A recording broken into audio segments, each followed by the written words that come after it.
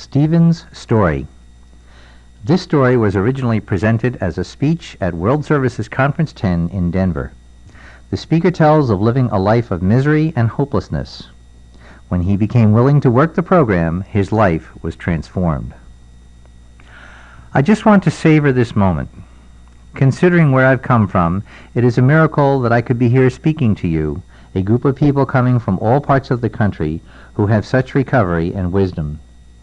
Judy was being kind in her introduction by not saying what I was like when we first met. When she came into that group, she saw someone who was so isolated, shut down, and unalive. When I finally started getting the program, she saw someone being born in front of her. She saw God's love being acted out in life. I am proof of God's love and power to transform a life, no matter how far it's gone down, and mine was down. I thought about what a spiritual life is. What I am to see with all of us is great courage and great strength and a healing of our wounds. I felt these things this morning at the marathon meeting, and I sensed our connection to one another. It's that feeling of deep connection that keeps me coming back. Most of all, a spiritual life is about love. My heart becoming open, your hearts becoming open. Before this program, my heart was shut down. I had ceased to live. My mind worked perfectly. I could tell you dates of any battle in any Prussian war, but my heart was gone before this program. I want to give you some idea of my life.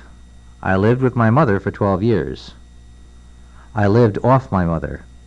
I didn't have a job, and I had abandoned my artwork, which was God's greatest gift to me.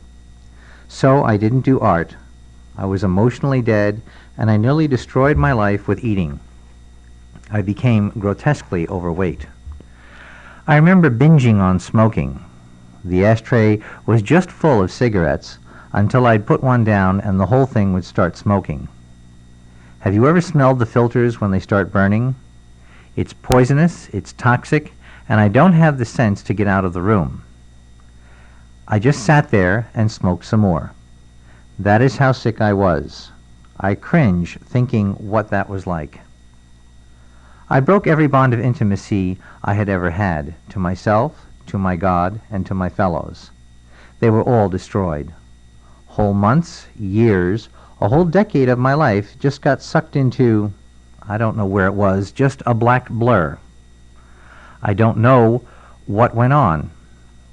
Sometimes I'd sleep 14, 16, 18 hours a day after day, just watching television and sleeping. Cigarettes, always the cigarettes. Smoking was the link, the tie that kept form of life together. It was the center of my life. The shame I felt for having lived like that, for having despoiled God's gifts to me, was just intolerable. I remember I'd go out and look both ways down the street to make sure no one was coming before I'd go out to get the mail, so that no one would see me and I wouldn't see anyone else. I literally would not go out the door, out of the house for months at a time. I didn't know what the weather was like. I didn't feel anything. I lived like that for a couple of years with my father and mother. Then my father developed Alzheimer's, kidney disease, emphysema, and cancer all at the same time. If you have ever been with anyone that has Alzheimer's, it's a nightmare if you are psychologically fit. If you are really there, it's a nightmare. I wasn't, and it became a living hell. I became violent towards him, as he had been violent against me. He was quite brutal. He was an army officer, and that's the way he lived. I returned the favor towards him. I'm sure that if social services had come and said, "What are you doing here?" I could have gone to jail. As far as the laws of God and man, I probably deserved to be in jail. It was heartbreaking. My heart was broken. Everyone in the family's heart was broken. I was acting out of hatred. Cigarettes fueled that hatred. As I smoked, I could feel that self-loathing. It was just like sucking it in. My father would go out into the backyard and just walk 12 hours a day. He would literally walk until he wore the grass down to the dirt, just like he wore the carpet in the front room down practically to the floor, just walking and walking. He had a perverse ability to get under my skin. He knew exactly when to go off. Then I would go off. I got to the point when I realized there was some sense that once you cross a certain line, there is no more reclamation. I sensed in my heart that I had crossed that line. I had done things for which I could not forgive myself. I couldn't forgive him for what he did to me, for what he was doing to me still. I can remember screaming, "Why don't you die? Why don't you die?" right in his face, and realizing that what I was saying was, "I wish to God that I could die with you." Every day was a living hell. Finally, he died in the home, and I remember the last thing I tried to do. I put him down. I tried to breathe breath into him. It is ironic that this program is about breath. As I was trying to breathe life back into a dead body, it was a metaphor of what my life had become, and it didn't work. The paramedics came and took him away to the hospital. There he was, dead. Emphysema had killed him, and what was I doing outside the hospital? I was smoking, and it hit me, but it didn't really hit me.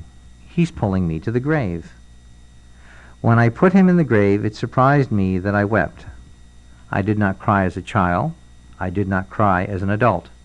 Vietnam could not get me to cry, but seeing him in the grave did get me to cry. I was crying about my father, but I was also crying because I thought I was going to follow him. It was like I knew I was next. The next 5 years were just one black depression, as if my father was pulling me into the grave. I can literally not remember what the difference was between 1987 and 1988. There was not one thing different between 1988 and 1989 and 1990. What happened those years, I don't know. I cannot remember what movies came out. The one thing I can remember of that whole time was that the shuttle blew up. I felt a lot of guilt and devastation. The more I thought about it, I came to believe that I had killed my father. It just became overwhelming.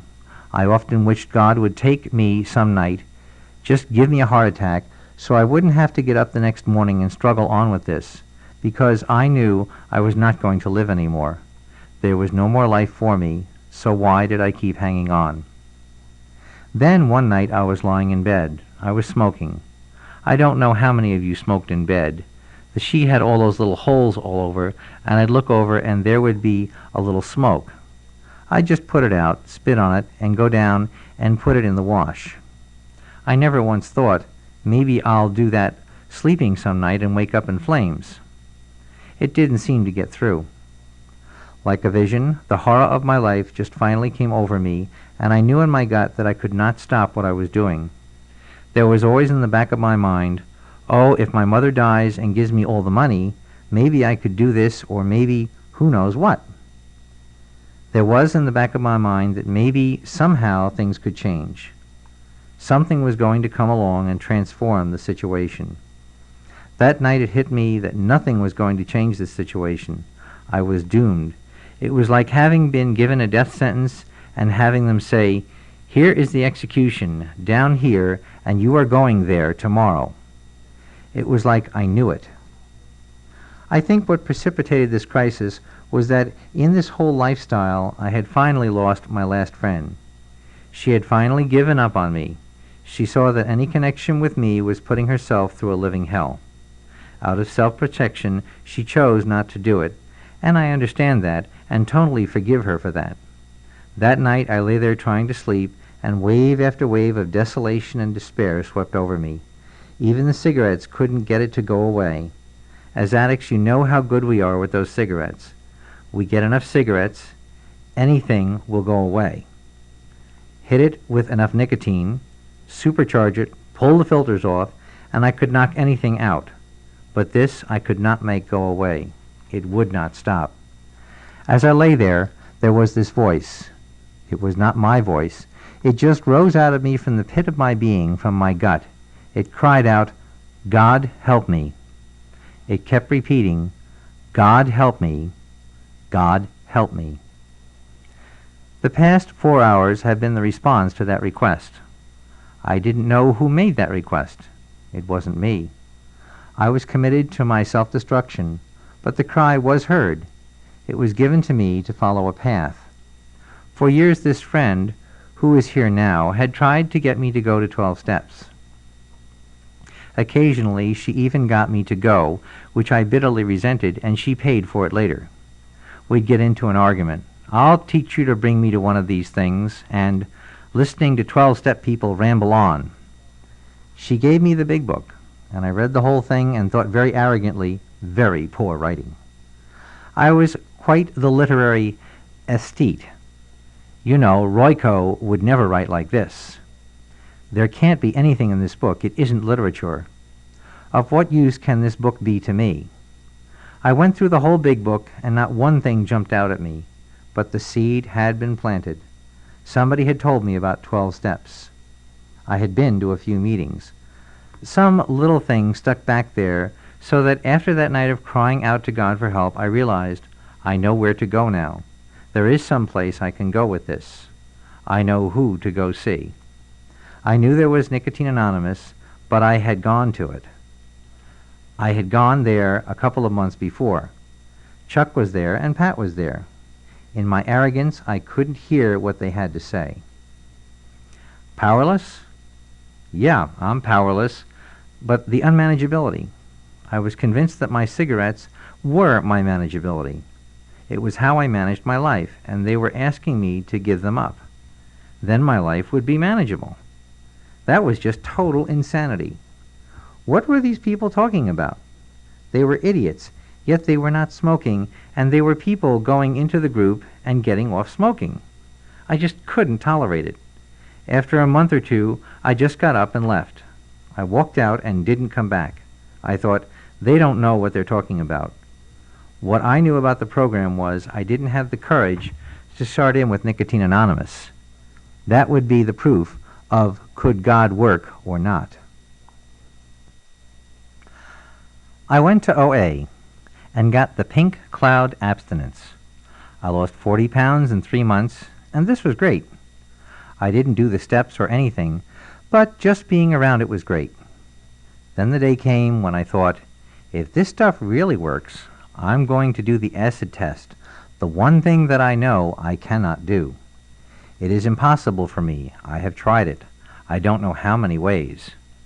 8 days was the longest I had ever done it in my lifetime, and I knew by the 4th day that I was going to go back unless I had something else. I didn't know what I needed then, so on the 8th day I picked up and smoked. I was scared to come to Nicotine Anonymous because if I walked in and it didn't work, then I was totally hopeless. I would slip back and I would be dead. Maybe a gun to my mouth or God knows what. I'd probably burn to death. But I knew it was a death sentence if Nicotine Anonymous did not work. Finally, I thought that OA seemed to work, and it was the same steps. I felt like maybe it was time to do it. I just walked into the meeting. There was Chuck, and there was Pat. That is pretty much why I continue to do this.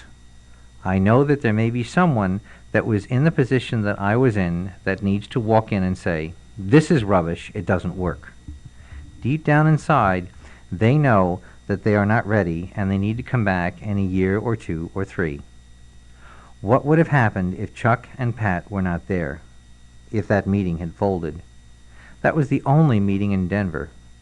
If there had not been Nicotine Anonymous, I could have done OA, but I would have smoked. I can't get off cigarettes in OA, or SLAA, or CODA. It takes Nicotine Anonymous to get off nicotine. I knew that. When I walked in, I heard this remarkable man speaking. I said, whoa, he's taken some stuff here. Whoa, it's just like that thing I learned in Vietnam. It's like, who has it gonna live? Who has the real stuff? My radar said he did. He had the most. He was Milton. He and I were talking, and Chuck sauntered over and said, you know, he is a sponsor, and you are looking for a sponsor. Why don't you kinda... There it was, another miracle. I needed a sponsor desperately and didn't have the sense to ask for one. The first time Milton called me, he said to go over to the seminary. I wondered what he was doing in a seminary. I walked in, and there he was, a Catholic priest.